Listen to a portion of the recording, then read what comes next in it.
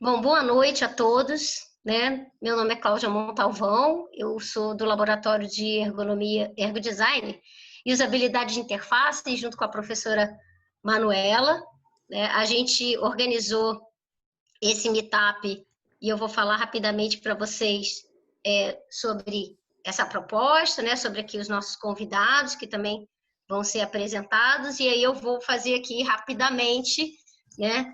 Um compartilhamento de tela com vocês para, né, dar o start aqui desse processo, tá? Então vamos lá. Tá. Então, a ideia aqui, voltou tudo.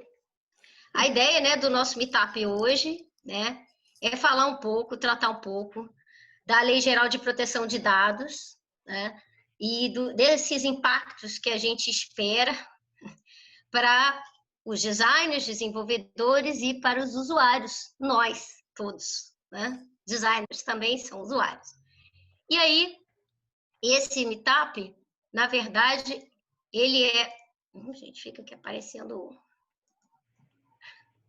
Ele é mais um, né, dos muitos que o laboratório já organizou, né? Nós somos vinculados ao programa de pós-graduação em design da PUC-Rio, e aí nós tivemos já 4 meetups no modo antigo, presencial, né? Não, foram mais, gente, esses aí são os mais recentes. Oh meu Deus, esse fica aparecendo, esse admite para mim aqui, tá me enlouquecendo. Mas esse que está aqui em cima, né, o uso de dados do cidadão em tempos de pandemia, foi o primeiro que a gente fez online, depois desse período, né, de pandemia que a gente começou a viver. Então, a ideia do Meetup aqui, hoje, né, é trabalhar aqui, né, conversar de uma maneira, né, assim, mais até informal, né, o que é essa Lei Geral de Proteção de Dados, que é uma lei publicada em 2018. Então, a ideia é a gente bater um papo aqui com os nossos convidados, que eu já vou apresentar, quer dizer, o que a gente espera quando a lei entrar em vigor, principalmente em relação a esses nossos dados digitais, que parecem sempre ser os mais vulneráveis, mas talvez nem sejam, né? Qual vai ser esse papel da Autoridade Nacional de Proteção de Dados, que está vinculada à LGPD para fazer, vamos dizer assim, a fiscalização da coisa. Pensando um pouco como usuários, o que vai acontecer com os nossos dados, né? Quais passam a ser os nossos direitos no momento em que a lei começar a vigorar, que está prevista agora para agosto de 2020, e como projetistas, como é que essa lei mudou ou está mudando os projetos de produtos digitais que estão sendo desenvolvidos. E aí, para conversar com a gente, nós temos aqui 2 pesquisadores convidados, né? A primeira é a professora Caitlin Mulholland. Ela é professora e pesquisadora do Departamento de Direito da PUC-Rio, né? Como vocês devem ter visto na chamada, ela recentemente, né, eu digo bem recentemente, ainda já aí nesse período que a gente está vivendo conturbado, ela lançou um livro, né, organizado em relação a essa temática, né? Então ela vai falar um pouco para a gente sobre isso, né? Ela conhece o assunto, né, e vai tentar explicar para a gente da maneira, né, breve, que é o que prevê. É claro que depois vocês leem o livro lá, vocês resolvam, né? E vai conversar com a gente também o Carlos Eduardo Nascimento Júnior, né, que ele é Senior UX Design na Globo.com. Ele foi aluno do programa de pós-graduação em design da PUC-Rio, e como ele estava falando aqui ainda há pouco, ele defendeu agora, no início do mês de março, na segunda semana já da pandemia, eu fui orientadora dele, né? Então, assim, a gente viu, esperava que esse tema, quando ele fosse fazer a defesa, muito já tivesse acontecido e a gente pudesse ter assistido, porque a lei é de 18, mas aí a gente não viu nada acontecer, né? Então, ele vai falar também um pouquinho sobre isso, né? Sobre a pesquisa e principalmente do ponto de vista aí do desenvolvedor, certo?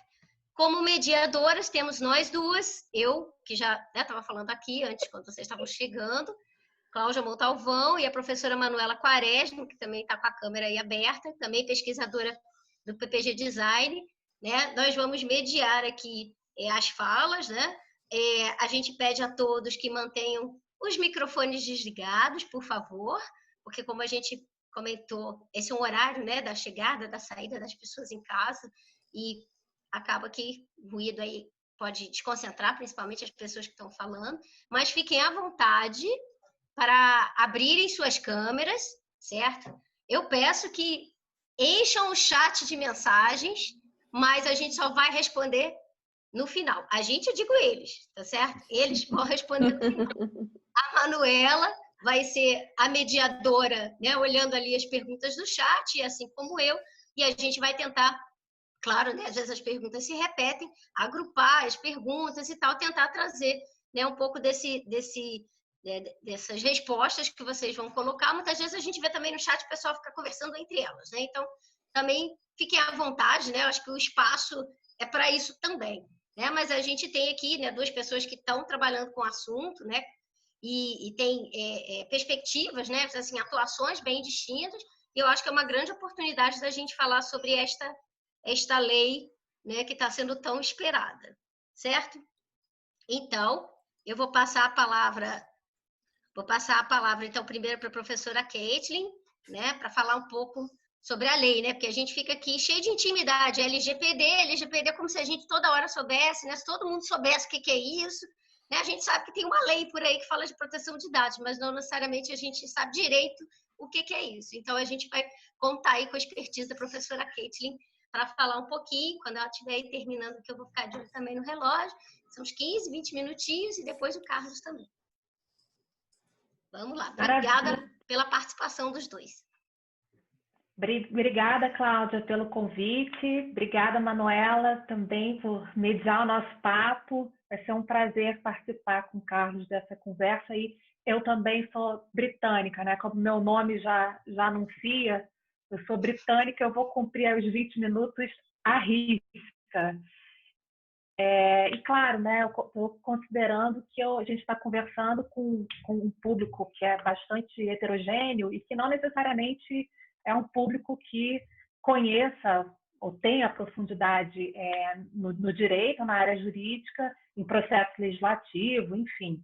Então, eu vou tentar ser o menos técnica, vamos dizer assim, ou mais simples possível nos termos. E se por um acaso eu estiver falando esquisito, aí vocês mandem a pergunta e a Manuela vai dizer para mim depois, vai passar essa pergunta para mim. Mas a minha ideia é apresentar para vocês de uma forma bem simples, né, estruturada, de uma forma bastante simples, o que é essa lei e o que ela vai, o que ela já impacta e como ela vai impactar mais ainda a nossa vida a partir do momento que ela estiver sendo efetivamente aplicada, né?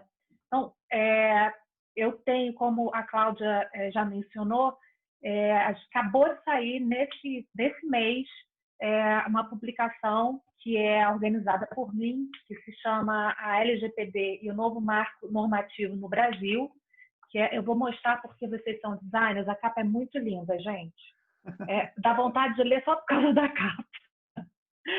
E é um livro que foi editado pela Arquipélago Editorial, que tem uma série de pautas em direito, que é super interessante. E esse livro foi resultado de um grupo de pesquisa aí da PUC, que se chama DROIT, o trocadilho com direito em francês, e o DROIT ele é um grupo de direito IT, né, direito e tecnologia, e a gente, praticamente todas as pessoas que participaram, todos os autores da obra são pesquisadores de doutorado, mestrado, graduação também de iniciação científica, alguns convidados de fora, mas que já vêm há uns 2 anos, uns 3 anos mais ou menos, pesquisando essa temática de proteção de dados.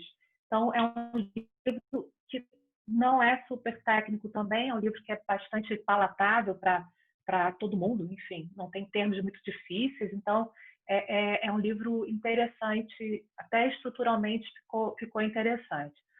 Bom, mas vamos lá, o que é a Lei Geral de Proteção de Dados, de onde ela veio, por que ela se tornou tão necessária nesse momento, quais são as interações que a gente tem na proteção de dados com praticamente todos os segmentos da sociedade e, principalmente, quais são os direitos, né, que advêm dessa proteção de dados, direitos que dizem respeito a essa nossa vivência digital, né?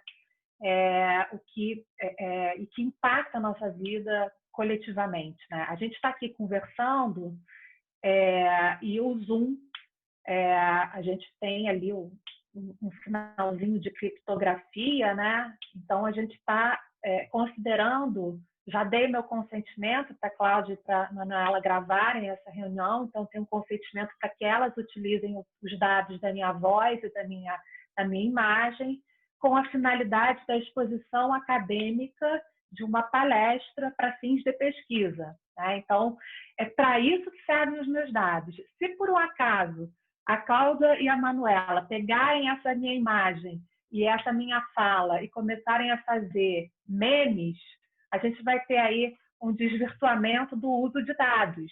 Então, a gente está falando do mundo digital como a gente está vivendo hoje e como é necessário a gente estabelecer quais são os limites, as finalidades das quais os dados são protegidos e tutelados, né? Então, assim, a Lei Geral de Proteção de Dados, ela é uma lei que amadureceu ao longo de uns 15 anos no Brasil. Não é, o processo legislativo não demorou 15 anos, mas é um debate, é uma discussão que já estava sendo travada no Ministério da Justiça, na Senacom, que é a Secretaria Nacional de Consumo, já do consumidor, já estava rolando há uns 15 anos, mais ou menos, quando, em 2000, logo após a promulgação do Marco Civil da Internet, que não tem conexão especificamente com a Lei Geral de Proteção de Dados, mas existe uma interlocução entre essas duas leis, mas logo depois que o Marco Civil da Internet entrou em vigor, em 2014, começou uma corrida legislativa para aprovação de uma lei de proteção de dados. E essa corrida, ela coincidiu com um debate legislativo na Comunidade Europeia de um regulamento europeu de proteção de dados, que a gente conhece como GDPR, né? Esse regulamento é consequência também, esse regulamento europeu é consequência de um amadurecimento de uma diretiva europeia de 95. Então, quer dizer, para a gente entender que o tema da proteção de dados não é um tema que é recente, ele se tornou bastante relevante hoje por conta da tecnologia, né? Ao mesmo tempo, a Lei Geral de Proteção de Dados não é uma lei que se aplica somente à proteção dos dados digitais, mas a gente considera que o impacto relevante, mais relevante, a gente vai verificar nesse tratamento maciço de dados por meios de tecnologias, né? Mas é um processo que não é novo, né? A gente pode até remeter ao processo, esse reconhecimento da proteção de dados enquanto direito, né? Na própria Constituição Federal de 88, que tem lá um reconhecimento como direito fundamental da vida privada. E aí alguns autores falam que vida privada, que proteção de dados seria um conteúdo específico da vida privada. Então, quando a gente fala de proteção de dados, a gente está se referindo, em certa medida, à privacidade do sujeito.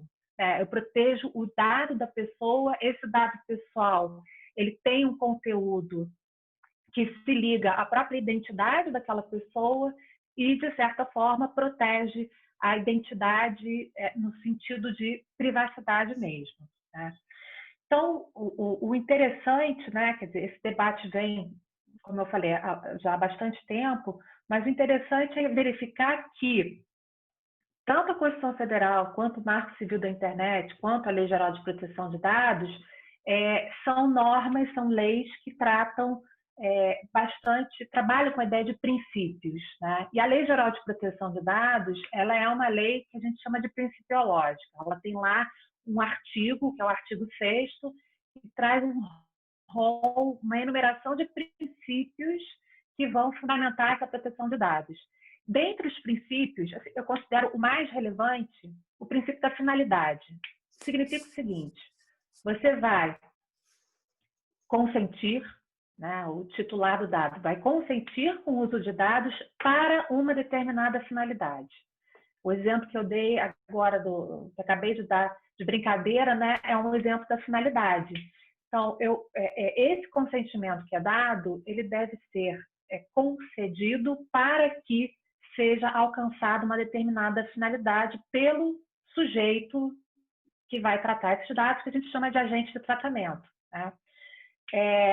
Então, esse princípio, apesar de a gente não ter uma hierarquia entre eles, né, mas esse princípio da finalidade, eu acho que é o princípio fundamental da Lei Geral de Proteção de Dados. Ou seja, o tratamento de dados ele é permitido, desde que ou o titular de dados dê o consentimento, ou existe uma previsão legal para o uso daquele dado, e aí tem todo um rol de hipóteses de tratamento além do consentimento, e desde que essa finalidade para o tratamento seja cumprida. Qualquer uso de dados fora da finalidade originalmente pactuada, ou é um uso irregular, indevido, e aí tem uma série de sanções que vão ser impostas ao sujeito que tratou os dados sem finalidade, ou então vai se requerer, vai ter que ser necessariamente dado um novo consentimento. Tá? Quais são fazendo só um rápido paralelo entre Lei Geral de Proteção de Dados e Marco Civil da Internet, né? O Marco Civil da Internet, que as pessoas às vezes confundem os objetivos das leis. O Marco Civil da Internet, ele é uma lei que regulamenta o uso da internet no Brasil. Só isso. E a Lei Geral de Proteção de Dados é uma lei que visa tutelar os dados das pessoas no Brasil, né? Que dados esses que podem ser tanto dados digitais quanto dados físicos, né? Os famosos fichários antigos, né? Os catálogos, né? Que nem existem mais, mas se existirem, eles estão dentro dessa proteção da Lei Geral de Proteção de Dados. Bom, quais são os benefícios que a gente pode, que seriam, né, decorrência desse reconhecimento da proteção de dados, né? O primeiro deles, e o mais importante, é a identificação de uma série de direitos que se verificam, né, que vão surgir justamente por conta dessa lei. Então, direitos, esses chamados direitos dos titulares, estão lá no artigo 18 da lei e seguintes. Os direitos titulares não são somente aqueles, né? A gente pode considerar que aquilo ali é um exemplo, né? Não é um rol que a gente chama de taxativo, mas é exemplificativo,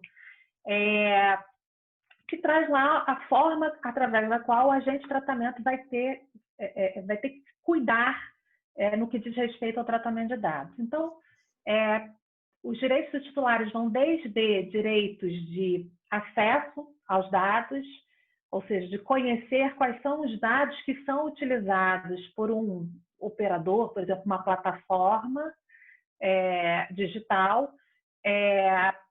Então, reconhecer, ter o conhecimento, acessar esses dados, opor o tratamento de dado, por exemplo, dizer ao agente de tratamento que ele não quer que aquele dado seja utilizado, pedir a retirada daqueles dados de uma base de dados, pedir uma explicação por exemplo, uma plataforma digital, né, de como aquele dado que o titular consentiu no uso, né, está sendo utilizado pela plataforma de dados, a explicação diz respeito a isso, né, como para que você está usando o meu dado e como é que você chegou a um determinado resultado. E, enfim, até direito de remoção, né, que algumas pessoas estão falando que é direito ao esquecimento, né, de você poder retirar um determinado dado que diz respeito a você de uma base de dados, né? Então, são direitos que são, eu não chamaria de direitos absolutos, mas são direitos que são tutelados de uma forma preferencial, né? Ou seja, são considerados preferencialmente, por exemplo, no que diz respeito a um debate de segurança pública, teriam o mesmo peso, vamos dizer assim. Rápido parênteses, a questão da segurança pública é uma questão que está sendo debatida hoje, enfim, sai notícia todo dia, justamente por conta de Covid, né? Não diz respeito exatamente à segurança pública, mas acesso a dados de pessoas que estão doentes por conta do coronavírus para fins de rastreamento de contato, né? Isso está na ordem do dia. Então, tem esse debate entre a privacidade do sujeito, né? Que está doente, que tem aquele dado da doença devendo ser aquela informação sobre a doença devendo ser protegida, e do outro lado, o interesse da administração pública de ter acesso àquele dado para poder efetivar determinadas políticas públicas, né? Então, o que eu quero dizer quando não tem hierarquia é dizer que os direitos eles são reconhecidos e eles não vão ser abandonados em relação a outros direitos, por exemplo, da coletividade. Eles vão ter que ser sopesados, vão ter que ser considerados num caso concreto. Em relação à vigência, e isso é importante, né? A Lei Geral de Proteção de Dados, ela foi aprovada em 2018. E aí, no final de 2018, né? Então, meados para final de 2018. Quando ela foi aprovada, foi um maior debate de quando entraria em vigor, enfim, bateram o martelo através de uma medida provisória que foi convertida em lei em dezembro de 2018 e se bateu o martelo de que a lei entraria em vigor agora, em agosto de 2020. Bom, aí nesse meio tempo, no meio da pandemia, surgiram projetos de lei e surgiram medidas provisórias das mais diversas ordens. O que eu posso dizer para vocês hoje é que eu não sei quando é que a lei vai entrar em vigor. Isso é uma questão que realmente, assim, eu não tenho como dizer porque eu não tenho bola de cristal. Se tudo correr como está, lindamente, em agosto de 2020 a lei entra em vigor, a gente já vai ter a eficácia plena, a efetividade, a aplicação de todos os termos, né, da lei. Mas a gente tem uma lei que foi aprovada recentemente foi semana passada, que estabeleceu que as sanções administrativas que dizem respeito à aplicação, fiscalização e aplicação pela Autoridade Nacional de Proteção de Dados vão ser somente eficazes a partir de maio de 2021. E tem uma medida provisória, olha só, essa lei é de agosto de 2021, as sanções em agosto de 2021. Só que tem uma medida provisória que ainda não foi, ainda está em vigência, né? Que está estabelecendo que essas sanções vão valer a partir de maio do ano que vem. Então, assim, e podendo haver aí uma eventual alteração na vigência da lei. Porque é uma zona mesmo, né? Zona causada pelo Legislativo e pelo Executivo. Eu acho que a gente tem que se preparar para pensar em agosto de 2020 como o momento em que a gente tem que ter plena convicção de que a lei vai entrar em vigor e que a gente tem que adaptar, fazer todo um trabalho de adaptação das nossas metodologias, das nossas pesquisas, ou o que quer que seja, para estar em conformidade com a lei. O famoso compliance, né? A verdade é essa, a gente tem que considerar esse março de agosto desse ano como o momento ideal para a gente estar, né, arrumadinho de acordo com a lei.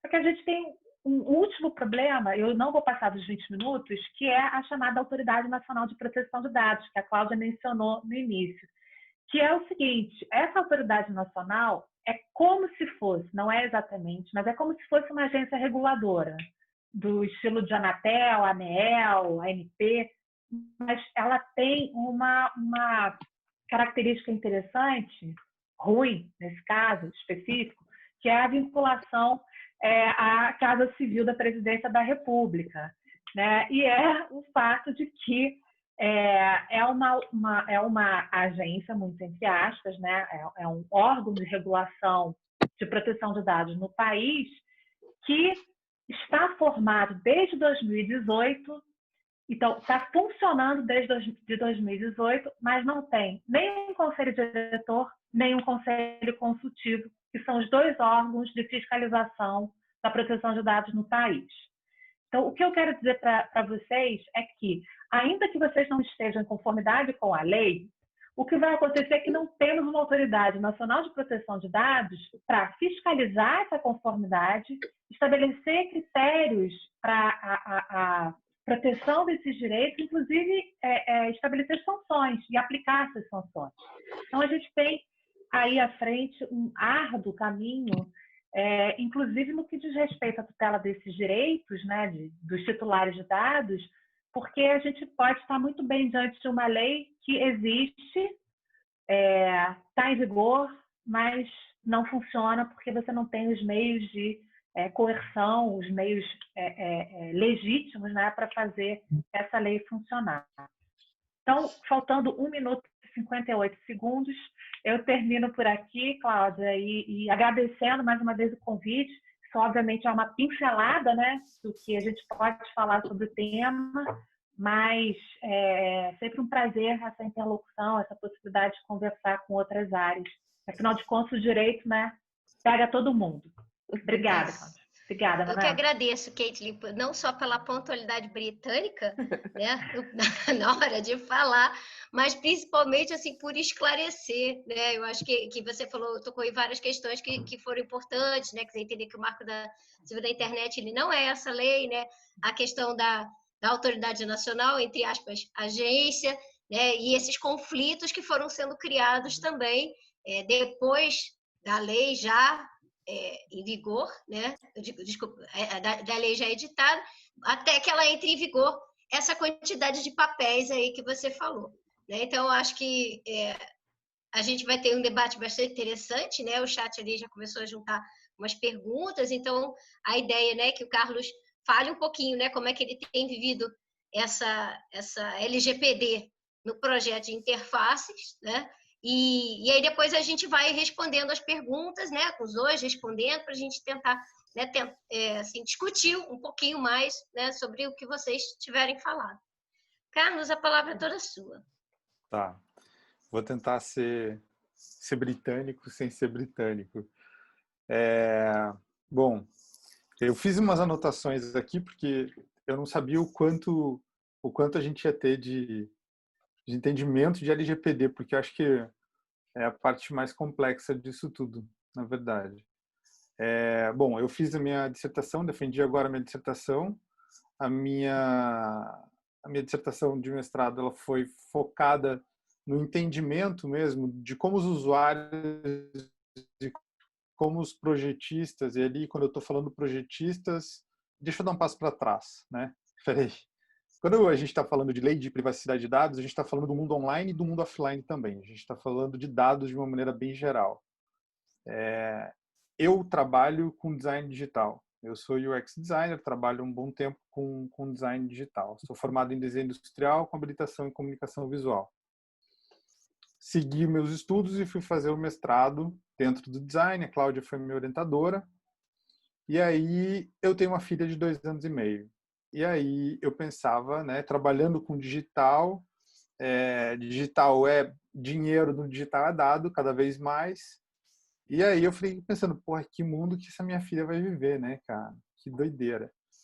E aí isso foi uma das coisas que me instigou bastante, assim, acho que foi o trabalho já me instigava, eu já procurava entender melhor essa questão da privacidade, uma vez que se trabalha como designer de experiência, e o teu objetivo, no final das contas, é coletar dados, né, como designer de experiência para um negócio, né, seja, na verdade, acho que tanto um negócio, tanto um produto, quanto um serviço, por mais que ele seja um serviço público, se o objetivo daquilo que você está projetando é uma coleta de dados, você tem que se preocupar com isso. E aí, como a Kathleen estava falando, né? Então, não é uma coisa nova, não é uma discussão nova, é uma discussão antiga que já vem há um bom tempo e veio fazendo cada vez mais barulho, ainda mais quando a GDPR, que foi a europeia, entrou e começou a impactar a interface de todo mundo. Todo mundo começou a ver banner de cookie banner em todos os sites. Aquilo começou a ser uma coisa muito mais presente, né? E aí isso me instigou a fazer a dissertação, a tentar entender um pouco mais o que o usuário estava entendendo disso tudo. Só que daí eu comecei a pensar, pô, mas o usuário, o designer também, a gente também precisa entender o que o projetista está entendendo disso tudo, né? O que o designer, o que o desenvolvedor está entendendo disso tudo. E aí que eu fechei ali o público-alvo da minha dissertação, que no final acabou sendo os desenvolvedores e os usuários. Eu li um artigo que foi um artigo fenomenal que falava especificamente de desenvolvedores e os caras tinham feito um grande estudo com desenvolvedores para entender a percepção deles com relação às políticas de privacidade. E foi um artigo que eu achei muito maneiro e que assim me deu mais vontade ainda de querer entender essa questão da privacidade. Na paralela, eu estava estudando blockchain, estava estudando internet descentralizada, estava lendo umas coisas assim, e que aquilo também estava me instigando bastante, estava assim, me estimulando muito e tal. E eu queria, de algum jeito, falar sobre aquilo. Não consegui, mas passei perto. E eu vou explicar isso no decorrer aqui. Uma coisa que eu acho que é bem legal da gente entender quando a gente está falando, né, em design, principalmente design, eu acho que vou focar mais no designer aqui, e no projeto, no projetar, eu acho que entram aqueles princípios que ele estava falando antes, né, que é a finalidade e é o consentimento. Quando você está projetando um artefato digital, você tem uma finalidade daquilo, né? Ele existe por algum motivo. E esse existe por algum motivo, ele faz com que você tenha que comunicar esse motivo pelo qual aquilo existe, né? É um aplicativo de mapa, é um site de jornalismo, né? As pessoas olham aquele artefato e acabam entendendo. E aí a questão começa a ficar mais complexa, porque daí você precisa de uma troca, né? Uma via de duas mãos. Você está fornecendo alguma coisa, você precisa coletar alguma coisa, porque o dado é que vai sustentar aquilo financeiramente. E aí entra o consentimento. E aí você vê assim que a gente como designer, a gente precisa coletar o consentimento, né, do consumidor. Mas a gente também tem que comunicar qual é o tratamento, qual é a finalidade. E isso é complicado, porque primeiro que essas duas palavras, esses dois princípios não estão no nosso dia a dia. A gente não está acostumado com eles. Quem trabalha com digital quase não ouve falar em consentimento e finalidade de tratamento de dado.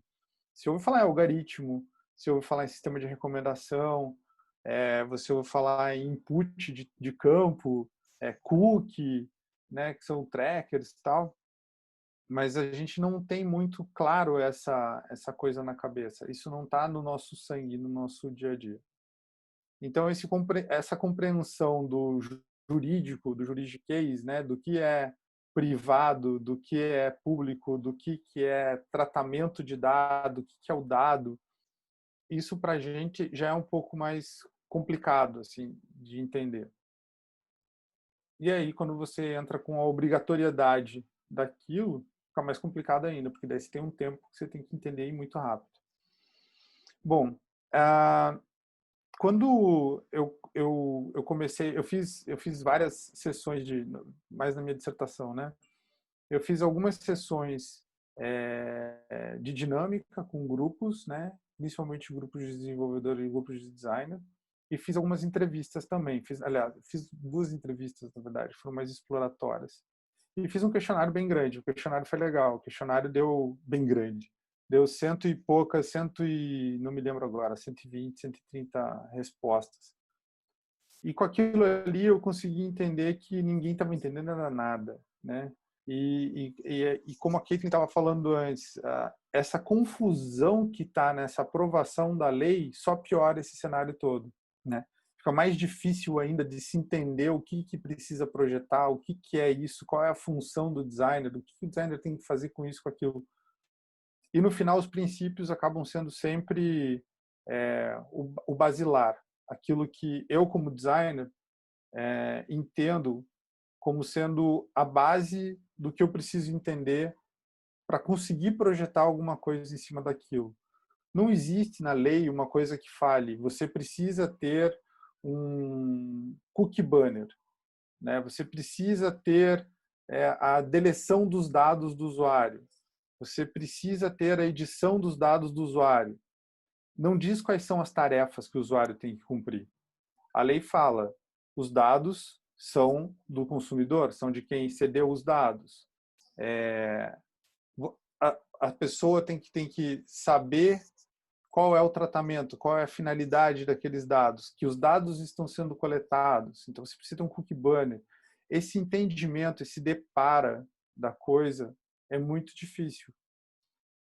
Benchmarking ajudou bastante a gente nos trabalhos que a gente fez já ultimamente, principalmente olhando para a GDPR. mas essa confusão, ela dificulta um pouco. Só que, por outro lado, é um grande desafio de design e é muito interessante se parar para pensar que, no final das contas, você está falando de relacionamento, você está falando de confiança, você está falando do ceder, né, para receber alguma coisa em troca. Então, quando você está criando ali uma interface onde você está solicitando para a pessoa algum dado, você tem que saber por que você está pedindo aquele dado, né? Qual é a tua responsabilidade com relação àquilo? E o que vai ser feito com aquilo? E isso está nos princípios, no final das contas. Assim, o pessoal do direito falava muito em espírito da lei, né? E o espírito da lei ali, basicamente, as pessoas, os usuários, e se você é um UX designer, você está olhando para ele, a tua responsabilidade nesse jogo todo é olhar para essas pessoas, você tem a responsabilidade de entender o que vai ser feito com o dado do teu usuário, para que de alguma maneira você consiga fazer com que essa relação entre ceder o dado e dar alguma coisa em troca a esse dado cedido seja entendida, seja o objetivo principal do teu trabalho, no final das contas. Ninguém vai ler a política de privacidades. Né? Tipo, a política de privacidade está lá e está tudo escrito lá, mas ninguém vai ler aquilo. Quando você pega um aplicativo de celular, por exemplo, e você tem todo aquele onboarding, onde o cara pede autorização para usar a câmera, né, naquele momento específico. Então, você tem uma solução de design muito delicada, muito boa, na verdade, porque você está solicitando o consentimento no exato momento em que você está explicando a finalidade daquilo, né? Então, assim, eu estou abrindo um aplicativo de mapa. O mapa pede para mim o consentimento da minha geolocalização naquele exato momento. Então, naquele exato momento, eu estou pedindo um dado, estou pedindo o teu consentimento e está ficando claro para você, é óbvio para você como usuário, né? Não me faça pensar qual é a finalidade daquilo. Diferente de um cookie banner, por exemplo, você enche o computador do teu usuário de cookies e monitora ele de várias maneiras que ele não faz ideia do que é aquilo. E o cookie banner, no final das contas, você como designer, né, que está desenvolvendo aquele artefatozinho ali, você está informando, olha só, eu tô de acordo com a lei, né? Eu estou falando assim, olha, estou coletando os dados do seu computador e com isso eu vou te entregar alguma coisa em troca. Clique aqui e veja a política de privacidade. E as pessoas não vão lá, né?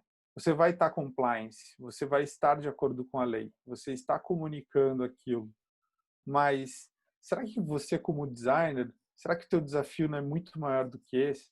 Não é muito mais complexo do que esse? Tal? Deixa eu ver quanto tempo. Estou tentando. Tá, tem tempo ainda. Então, a gente... eu acho que para o designer é muito complicado, na verdade. É um desafio muito grande porque as coisas não estão dadas, a lei não está dada, a agência não está criada, então a jurisprudência, né, os detalhes, né, finos do que a lei exige, né, do que a lei quer, não estão muito claros.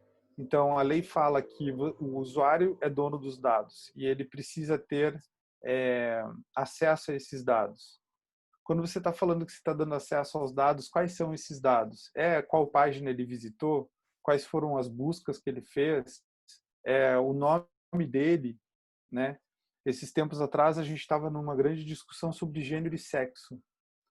Os dados, quando existem os dados pessoais, né? E existem os dados pessoais sensíveis. Então, o dado pessoal ele já é um dado que identifica o indivíduo e o dado pessoal sensível ele já é um dado que é meio que uma opção da pessoa, que seria qual é a religião daquela pessoa, qual é a posição política daquela pessoa, qual é a opção sexual daquela pessoa. Então, você tem um dado sensível que exige um tratamento um pouco mais delicado, mais cuidadoso. E aí, quando a gente está pedindo esse dado, a grande discussão era pedir masculino e feminino, sexo, né? Ou pedir o gênero masculino, feminino e outros, por exemplo, né? Ou alguma outra coisa. E aí a gente parou e ficou nessa discussão, e aí a gente teve que dar um passo para trás, parar e falar assim, peraí, mas qual é a finalidade? Né? O que a gente faz efetivamente com esse dado? É uma questão de vamos ser vamos ser não sei como explicar isso, mas vamos ser objetivos, né, com aquilo que a gente está realmente fazendo de entrega, com aquilo que os nossos algoritmos, que aquilo que as nossas, né, a gente usa, ou a gente vai estar sendo um pouco mais cuidadoso com as pessoas, vai estar olhando mais os desejos e interesses das pessoas no detalhe. E isso foi e ainda é uma grande discussão, porque hoje em dia existe o questionamento, dependendo do que você vai fazer uma entrega publicitária, né? Será que você precisa saber o sexo ou o gênero dessa pessoa? Será que através do perfil de uso dessa pessoa, de consumo dentro do teu produto, você não tem uma entrega mais assertiva? Quero dizer com isso, se o Facebook começa a entregar publicidade para homens de cerveja e futebol, ele vai perder muita mulher que gosta de cerveja e futebol. Mas ele não faz a entrega dessa maneira, ele faz a entrega de acordo com o perfil de consumo das pessoas. Né? Então, será que é útil eu ter gênero? Será que é útil eu ter sexo? Então, acabam sendo discussões de design. Só que a gente também tem um outro grande problema com relação a ser designer, que é a nossa senioridade, até onde o nosso crachá vai, né? Até onde a gente pode efetivamente ter discussões de produto, né? E até quando a gente é exigido a cuspir tela ou ficar mais, né, na função da execução. E aí também é uma outra parada que é complicada, que não é fácil, é difícil. Mas é muito legal a gente estudar, ao menos ler a lei, tentar entender um pouquinho os princípios, tentar entender um pouco o espírito da lei, por mais que as coisas não estejam tão dadas, tão claras, né? Tipo, precisa fazer isso, precisa fazer aquilo. Mas a partir do momento que a gente começa a ter esse entendimento, começa a ficar mais fácil da gente discutir essas coisas e da gente conversar essas coisas. Eu não consigo conversar com o jurídico em juridiquês, né? Mas eu consigo tentar desenhar para eles aquilo que pode ser o que está em 2 ou 3 frases ali que está escrito na lei. Eu consigo conversar com o cara de produto, com o cara de negócio, para tentar entender melhor qual é a finalidade, porque eu preciso explicar essa finalidade, ou eu posso criar um onboarding, ou eu posso criar um momento específico em que eu peço aquele dado que está atrelado à finalidade, e eu consigo ser muito mais claro, ter uma confiança muito maior, né? A minha dissertação, na verdade, ela foi falando sobre confiança e sobre privacidade, como essas duas coisas estão diretamente relacionadas, né? E de que maneira isso impactava na lei. A lei foi um problema gigantesco, porque até hoje a lei não está muito... Está nesse vai e vem, vem não vai, a agência não está muito clara e tal. Mas com relação à confiança e à privacidade, foi uma coisa muito legal de ver, que assim, tudo aquilo que eu li, de certa forma, as pessoas, né, tanto os desenvolvedores, os designers, os desenvolvedores e os usuários, todo mundo tinha mais ou menos o conceito claro na cabeça, né, do que era aquilo. Mas com relação à privacidade existiu uma coisa a mais ali, que é assim, qual é o impacto, qual é o tamanho do buraco de eu perder a minha privacidade. E o quanto isso realmente é importante para mim, a ponto de eu me preocupar com isso no momento que eu estou me cadastrando num site, no momento que eu estou usando um serviço digital, né? Então, eu comecei a usar uma privada nas minhas apresentações de privacidade, porque as pessoas, assim, não, pô, cara, privacidade, hoje em dia não existe mais privacidade, não tem privacidade digital, todo mundo está aí usando e tal. Cara, você vai no banheiro de porta aberta? Não vai, bicho. Você precisa ter um espaço teu, você precisa ter teu tempo, você precisa ter o teu momento, né? E hoje, com os algoritmos que a gente tem, se vocês derem uma pesquisada, tem um vídeo sobre a Cambridge Analytics, se eu não me engano, ele está no Netflix, mas tem uns pedaços dele no YouTube também e tal, e fala de como que eles trabalharam várias eleições, não só o Brexit, mas enfim, várias maneiras, várias abordagens de tratamento de dados desses caras. Tem uma parte que foi o que eles fizeram no Quênia, que para mim assim, é absurdo. Eles foram pagos por um grupo e, na verdade, eles não fizeram campanha para aquele grupo que estava pagando a eles. Eles fizeram campanha para o outro grupo. Procurem. Eu não vou tentar explicar porque é truncado o negócio, mas assim, as pessoas não percebem o quanto a privacidade delas é importante e o quanto isso está atrelado à liberdade e que tipo de liberdade que as pessoas têm com relação a isso. Isso, para mim, acho que foi assim a maior descoberta que eu tive. Foi esse entendimento. Talvez seja até difícil de eu explicar esse entendimento que eu tive. Foi tipo assim, uma luz, na verdade. Mas realmente foi a sensação que eu tive quando eu comecei a olhar. Eu vi, mas todo mundo fala dessa privacidade, está todo mundo preocupado com a lei, está todo mundo preocupado com privacidade.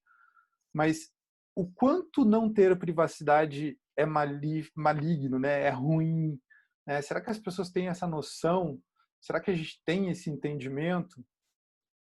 E na época ainda, ano passado, quando eu estava fazendo a pesquisa, eu via muita coisa da China, né? Via muita coisa dos vídeos na China, das câmeras pela cidade. E aí, puta, tem muita coisa para falar, né? Tem conceito tem um conceito que se chama privacy by design. Então você projeta a partir do design, mas não vai dar tempo porque já deu os 20 minutos, eu acabei de ver aqui. Enfim, vou parar por aqui. Procurem esse vídeo do Cambridge Analytica e Quênia, que é muito bom. E vamos conversar mais um pouquinho, vai. Carlos, obrigada aí pela sua fala. Eu acho que a gente tem aí uma série de questões que já foram rolando aí no chat, mas algumas elas são aquelas perguntas mais vamos dizer, recorrentes, né?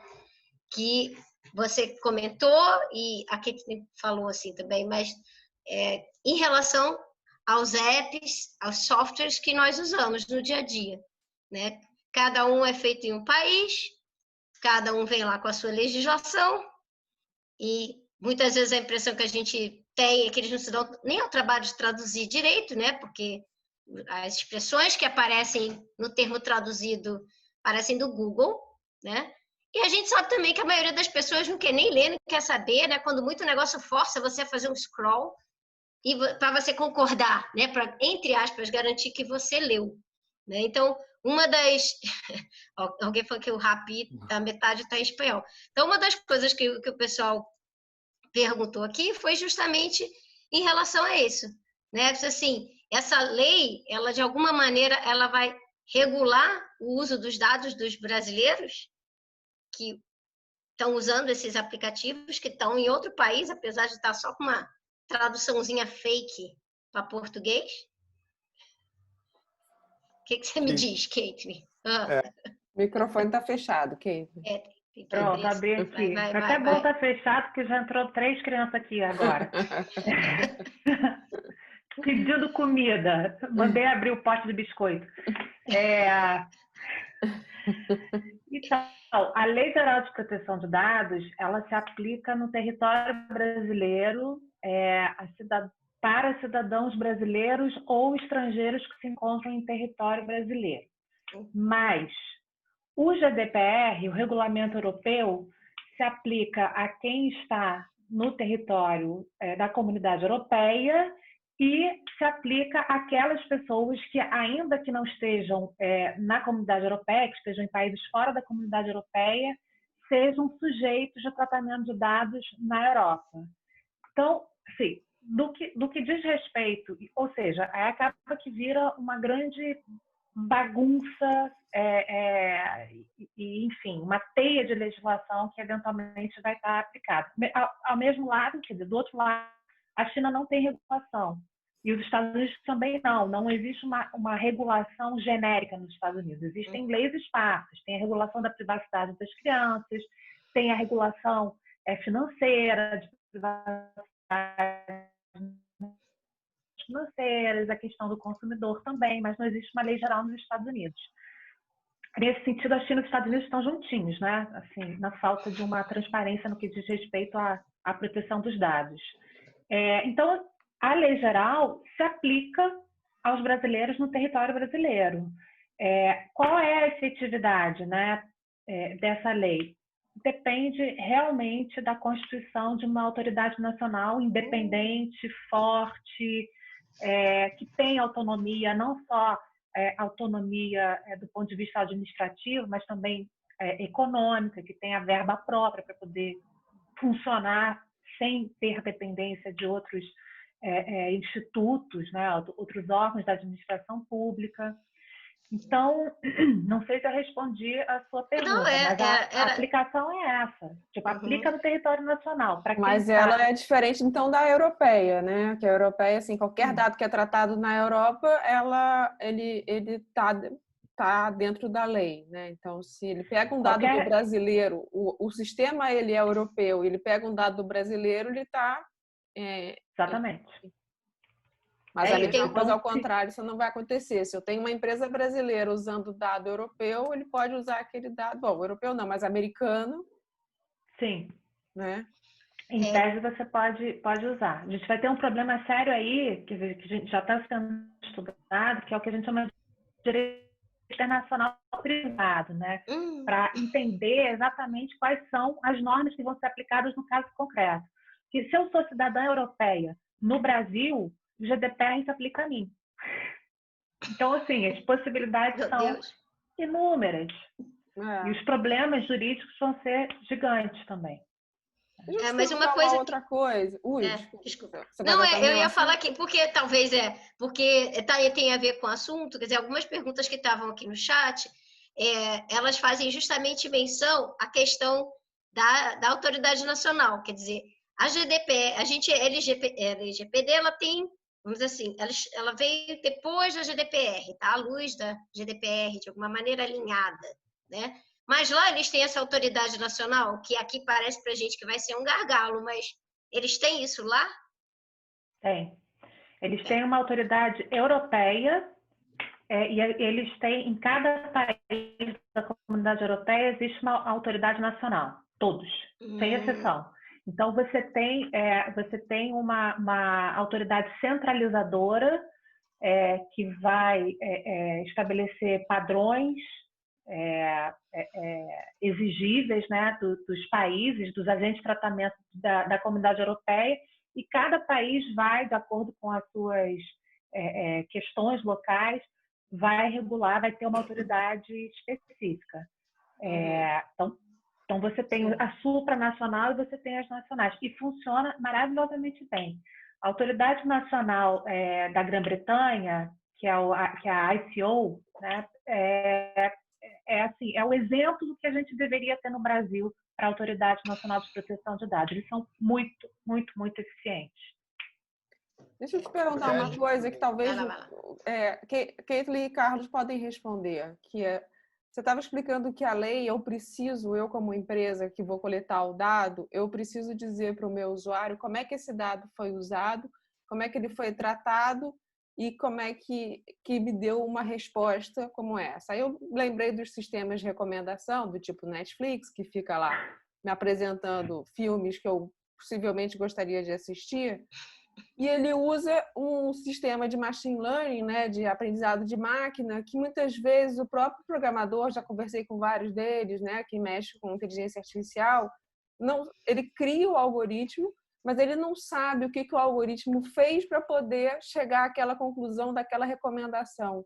Como é que eu vou dizer, eu, como empresa que usa um sistema de inteligência artificial, como é que eu vou dizer para o meu usuário que o dado foi usado daquela maneira e que aquela conclusão que se chegou foi por causa disso e disso, se eles não sabem nem como monitorar isso? Não sei se vocês têm a resposta para isso. Tá? Vai cá. Vai, Carlos. De $1 milhão, né? Pois é. Na verdade, assim, o que a gente tem conversado na empresa tem uma parte da lei que você fala em legítimo interesse, né? Na verdade, acho que não é nenhuma parte da lei, eu acho que aí é com o Hipótese de jurídico mesmo. tratamento. É uma Eu acho que hipótese que permite o tratamento, que sem o consentimento do titular de dados é permitido ao agente de tratamento fazer o tratamento se esse agente tiver um legítimo interesse. E aí acaba se apoiando nisso, né, Caitlin? É mais uma decisão do jurídico do que nossa mesmo, assim, na hora de projetar ali, por exemplo, o questionamento de gênero e sexo foi só o questionamento, foi assim, como é que a gente usa o dado? E aí o pessoal falou, pô, esse dado a gente usa dessa maneira, então a decisão vai vir de acordo dali. Agora, efetivamente, como que os algoritmos são feitos dentro do machine learning, estava dentro da política de privacidade coberta pela política mesmo, né?